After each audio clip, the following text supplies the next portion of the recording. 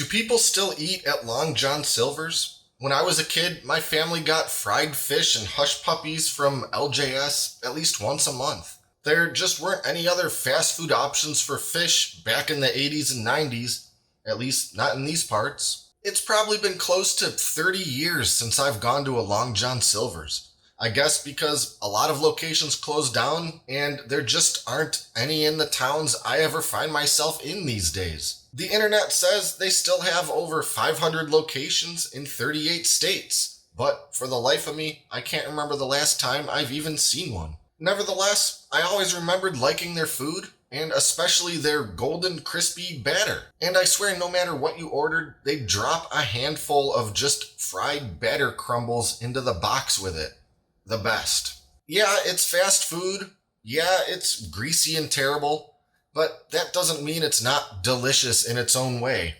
Anyway, the point of this video is not to debate the culinary validity of fast food.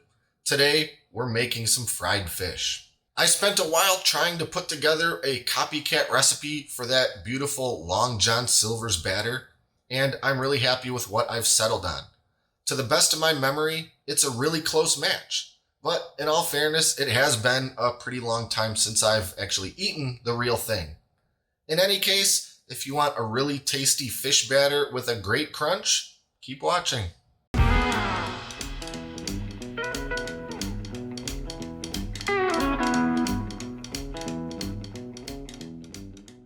As always, let's start by taking a look at our ingredients. First, we have a cup and a half of all-purpose flour. Then, some cornstarch, a little bit of sugar, some kosher salt, baking soda, baking powder, onion powder, garlic powder, some paprika, and our secret magic ingredient. And that's the liquid, and in our case, a cup and a half of club soda. That's right, club soda, carbonated water. That's what we're using for the liquid, for our batter. Everyone loves a good beer batter, and while that beer adds a nice flavor to the batter, a lot of the reason it's so good is because beer is carbonated. When we use a nice carbonated liquid to mix our batter together, it's going to make it lighter, fluffier, crispier, and all around better. So we're just going to start making our batter by mixing all of those dried ingredients together. Put them all in a great big bowl and give them a good whisk.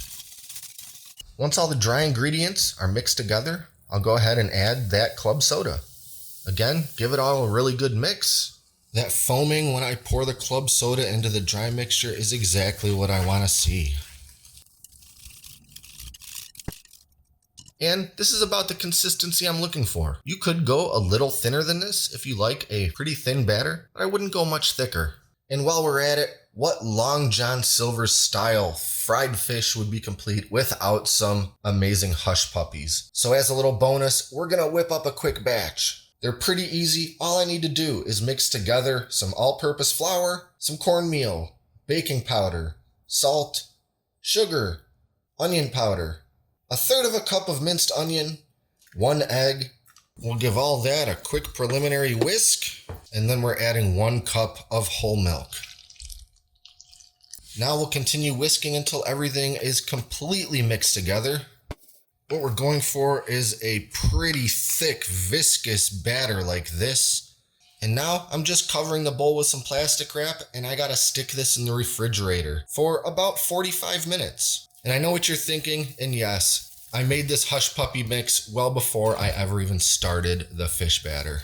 But I wanted the video to present in a particular order, so you'll have to forgive my Hollywood movie magic. But yes, if you're making fish and hush puppies, you're gonna wanna go ahead and make the hush puppy mixture first, so you can put it in the fridge for that about 45 minutes. And of course, as always, I'll have links in the video description to both the recipes that I've made in this video today. Full quantities, full procedure, don't worry about it. Just click the links and you'll see all of it.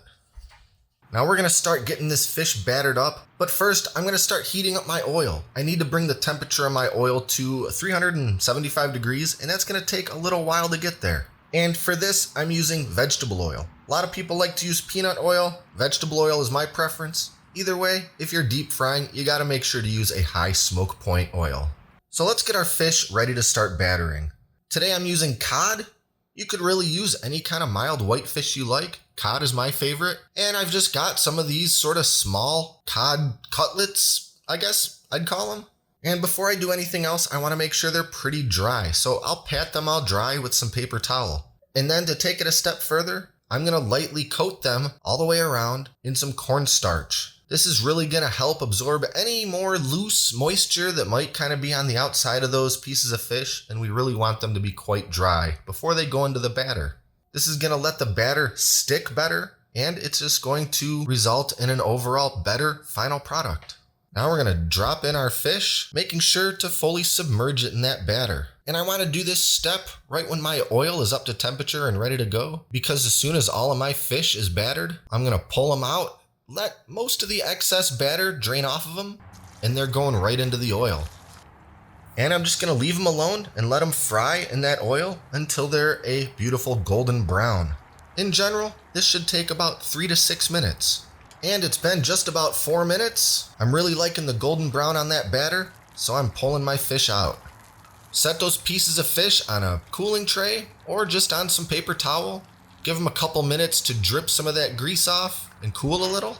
And while that's happening, there's no better time for me to start dropping in some hush puppies. You can use a medium-sized spoon, but I think my little ice cream scooper is perfect for this. You don't want to go too big because the inside won't be cooked by the time the outside is done. Just get yourself some scoopfuls or spoonfuls of that batter and drop it right into the oil. You want to fry until they're a deep golden brown. For me, this is about 4 to 7 minutes. When they're done, I'll pull them out, set those on a cooling tray, and give them a quick sprinkle with some sea salt while they're still nice and hot. And you know I'm going to drip in some of that batter to end up with those beautiful little golden brown crumblies, just like you'd find in the bottom of your box at Long John Silver's. Now the fish and those hush puppies are done, and it's finally time to dig in.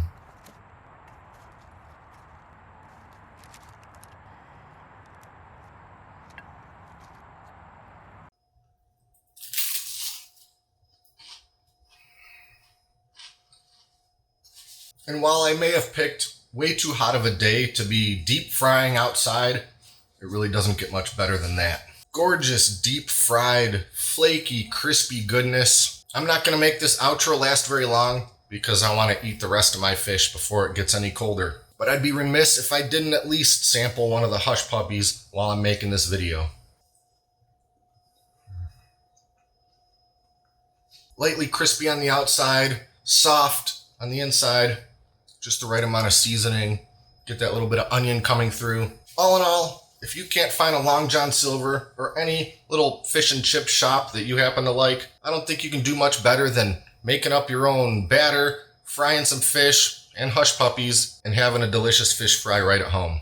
Be sure to like and subscribe and stay up to date with all our latest stuff, including future cooking videos. Thanks for watching, and I'll see you next time right here in the Great Lakes Kitchen.